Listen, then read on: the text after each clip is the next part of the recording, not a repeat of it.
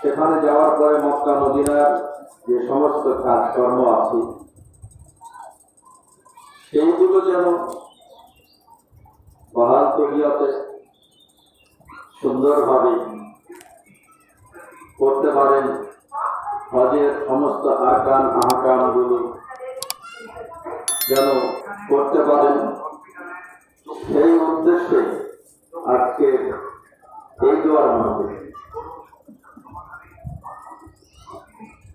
আমরা জানি অনেকে যে হজের 3টা ফরজ, অনেকে জানি অনেকে জানি না। হজের 3টা ফরজ, একটা ফরজ যদি কোনোভাবে ছুটে যায় তাহলে কাফারা দিয়ে দম দিয়েও কিন্তু হজ আর ঠিক করা যাবে না, মেরামত করা যাবে না। ওয়াজিব যদি ছুটে যায় তো সেই জন্য দম দিলে মানে জরিমানা যেটা দিতে হবে, ভুলের জন্য ভুল হয়ে গেলে যেটা করণীয় করত সেটাকে আরবি ভাষায় বা হজের ভাষায় সেটাকে বলা হয় দম দেওয়া। হজ করার সময় খুবই সাবধানতা অবলম্বন করতে হয়। ইচ্ছাকৃত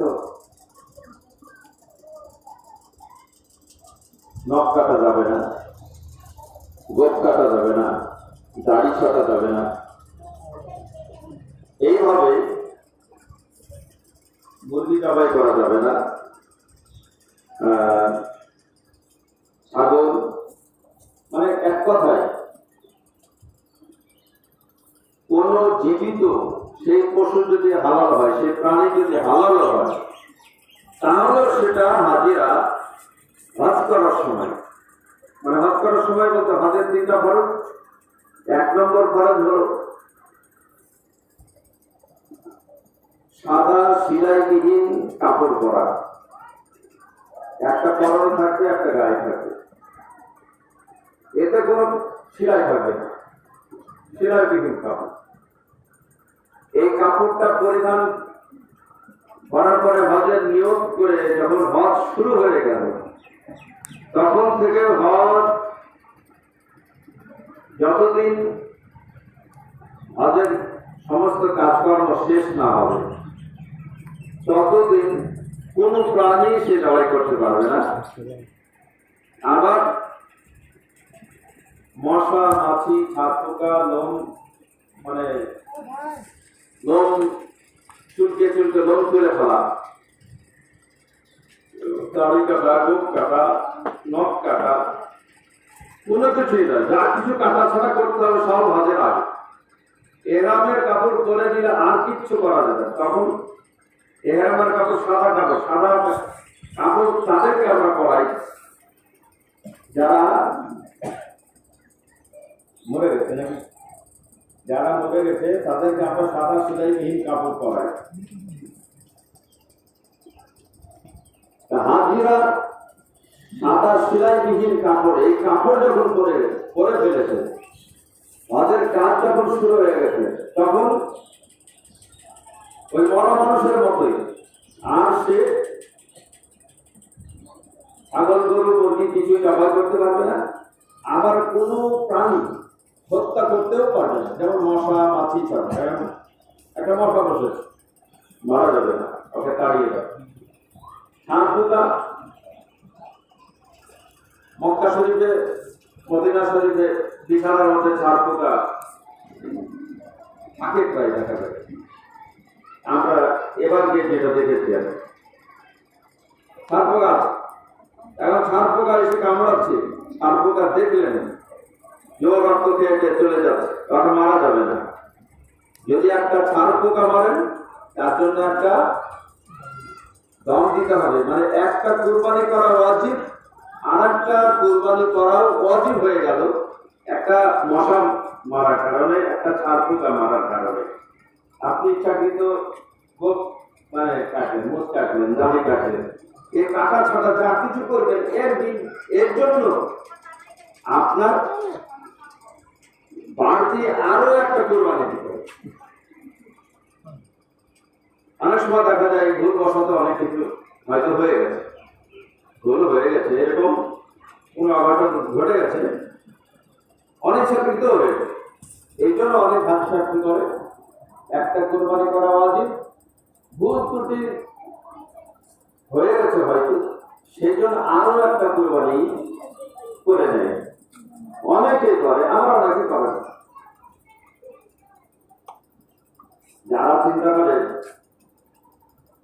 যার টাকা নিয়ে এসেছি এটা হজের কাজ করার জন্য নিয়ে টাকার ফেরত নিয়ে যাব না, আর একটা কোরবানি দিয়েই ফেলে মনটা ফ্রেশ হয়ে যাবে। আর দেখা গেল হয়তো টাকার মায়া করে আবার 600-700 টাকা খরচ করবো, আর দরকার নেই, সেরকম তো কোনো মানে বস্তুটি হয়নি। এরকমও হয়, এক একজন এক এক রকম খেয়াল করে। সেই জন্য চেষ্টা করতে হবে যেন হজটা সুন্দর হয়, ভালো হয়। তাহলে হজের 3টা ফরজ বলেছে, তার মধ্যে একটা ফরজ শুধু বলা হয়েছে, সাদা সিলাইবিহীন কাপড় পরা। একটা পরনে থাকবে কেরালার লোকের মতন, কেরালার লোকের ওই লুঙ্গি পরে কিন্তু সিলাই করে না, সিলাই ছাড়া। তাহলে একটা পরনে থাকবে আর আরেকটা গায়ে থাকবে। কিন্তু নিয়ম হলো যখন আপনি তওয়াফ করতে যাবেন, আবার ঘর যখন প্রদক্ষিণ করবেন, তখন ইহরামের কাপড় মানে ওই চাদরের মতন রাখা যাবে।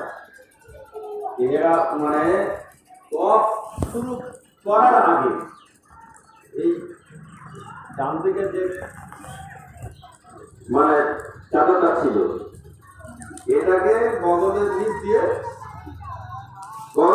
এভাবে নিতে হবে। আর যদি এভাবে ঢেকেই আপনি তওয়াফ শুরু করেন তাহলে আপনি নিয়ম ভঙ্গ করবেন। হ্যাঁ, এভাবে হাত ঢাকা যাবে না তওয়াফ করার সময়, বিশেষ করে। বোঝা গেল?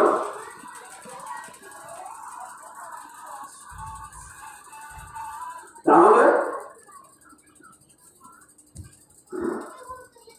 এটা তো মনে রাখার জন্য নিজেকেও খুব সচেতন হতে হবে, আবার সেরকম মানে গাইডার যদি হয়, যার গাইডে আপনি চলছেন সেই লোক যদি সচেতন হয় তাহলে ঠিকঠাক হবে। আর যদি অচেতন হয়, আমারও ভুল হয়ে গেল, তারও ভুল হয়ে গেল।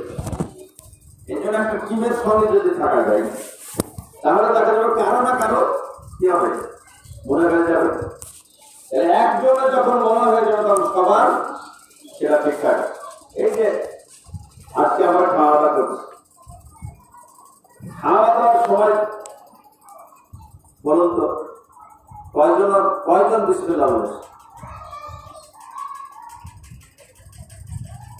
সবাই বলেছে, আপনি হয়তো বলেছেন, কিন্তু আমাদের কথা বলছি কয়জন বলেছি আমরা? যার কাছে যখন খাবার গেছে সে তখন খাওয়া শুরু করেছে।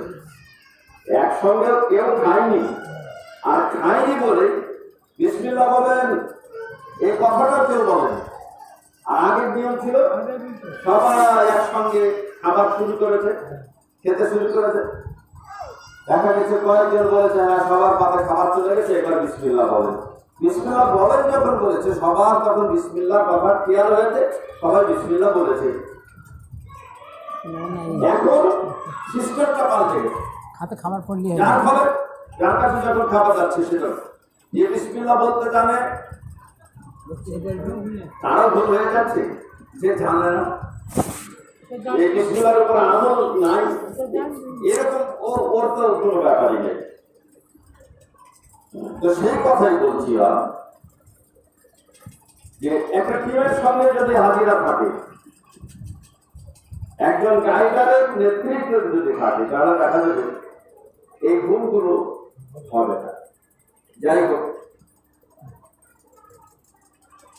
সেরকম আগ্রহ আমাদের যদি যারা হজে যাচ্ছে তাদের যদি আগ্রহ সেরকম সুপ্রসন্ন হতো, তাহলে তো আলহামদুলিল্লাহ খুব ভালো।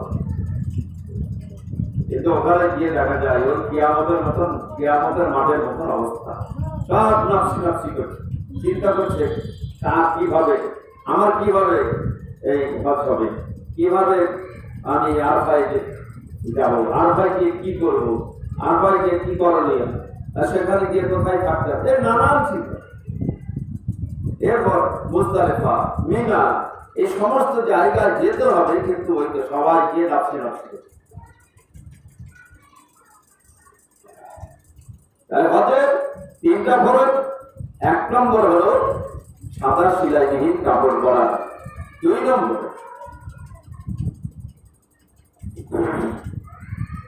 জিলহজ মাসের 10 তারিখ, 11 তারিখ, 12 তারিখ, এই 3 তারিখের মধ্যে মিনায় কোরবানি করে মক্কা শরীফে আসতে হবে। আসার পরে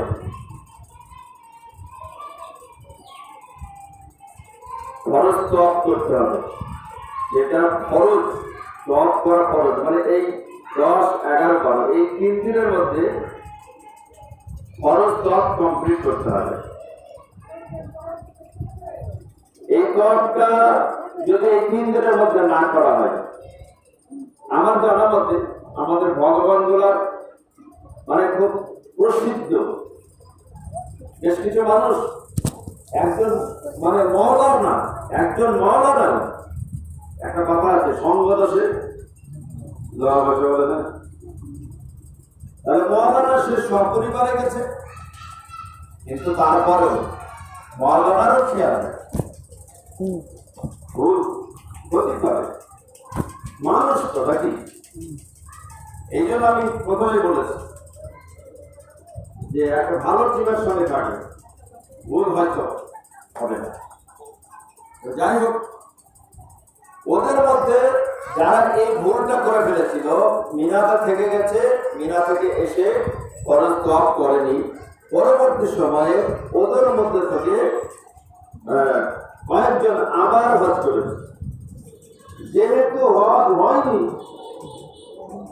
হজের 2 নম্বর ফরজটা চলে গেছে, তাই ওদের মধ্যে 2-1 আবার পরে গিয়ে হজ করেছে, কিন্তু বাকিরা যায়নি।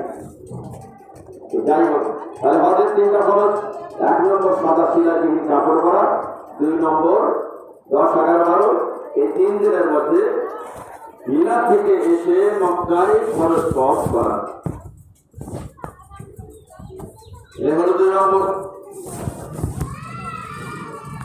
3 নম্বর হলো কি হাদিসে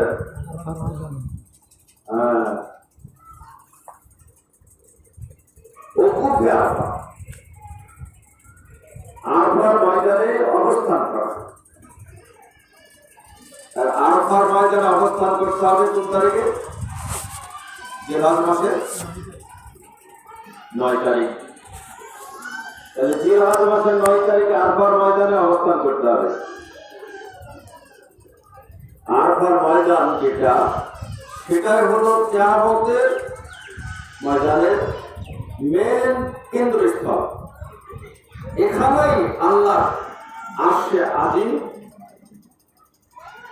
এখানে থাকবে, আর আল্লাহ বিচার কার্য শুরু করবে। সে আরফার ময়দান, তাহলে আরফার ময়দানে 9 তারিখে, তার মানে হাজিদের পূর্ণাঙ্গ হজের কাজ শুরু হয় 8 তারিখ থেকে। 8 তারিখ মিনায় ফজরের নামাজ, ফজর, জোহর, আসর, মাগরিব, ইশা। এই ফজর নামাজ থেকে শুরু হলো, মিনায় যাবে প্রথম, সেখান থেকে আরফায় যাবে, আরফায় অবস্থান করবে, জোহর আসর নামাজ একসঙ্গে পড়বে। আর আরফা থেকে সূর্য ডোবার পরে সেখান থেকে রওনা দিবে মুজদালিফায় যাবে। মুজদালিফায় গিয়ে মাগরিব এশা একসঙ্গে বলবেন না। সুবহানাল্লাহ। যদি মনে করি যে সারা জীবন যা করলাম ওখানেও তাই করব, হবে নাকি? রাসূলুল্লাহ যেটা করেছেন সেটার ফলে কি করতে হবে? তাই জোহর আসর একসঙ্গে আবার ময়দানে, আর মাগরিব এশা মুজদালিফায়। অনেকেই এ নিয়ে একটু ভিন্ন মত পোষণ করে।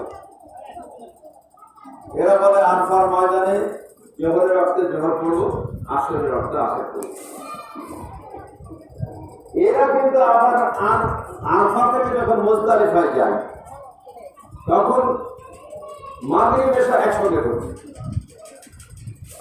একই জায়গাতে মানে একটু জায়গা চেঞ্জ করে এখানে একরকম হচ্ছে, ওখানে গিয়ে আর একটা, ওখানে একসঙ্গে করছে, আবার এখানে আলাদা আলাদা করছে। তো যাই হোক, নিয়ম হলো আরফার ময়দানে জোহর আসর একসঙ্গে হবে, রাসূলুল্লাহ করেছেন, তাই আমাদের করতে হবে। এরপর মুজদালিফায় গিয়ে মাগরিব এশা একসঙ্গে, মানে এশার নামাজ যখন পড়বেন তখন মাগরিব নামাজ পড়বেন। সেটা মুজদালিফায় যেতে যদি আপনার দেখা যায় যে 9টা হয়ে গেছে, 10টা হয়ে গেছে, 11টা হয়ে গেছে, বা তারও পরে আপনি গেলেন, যখন আপনি পৌঁছাবেন, পৌঁছানোর পরে সেখানে গিয়ে ঈশার নামাজ মাগরিব নামাজ একসঙ্গে পড়বেন। তাহলে বোঝা গেল আরফার ময়দানে অবস্থান করা এটা একটা ফরজ, সাদা সেলাইবিহীন কাপড় পরা এটা একটা ফরজ, আর জিলহজ মাসের 10, 11, 12 এই 3 দিনের মধ্যে তওয়াফে জিয়ারত করা মানে ফরজ তওয়াফ। কুরবানি করা ওয়াজিব। মক্কা শরীফে গিয়ে তওয়াফে কুদুম করা ওয়াজিব। সাফা মারওয়া সাই করা ওয়াজিব।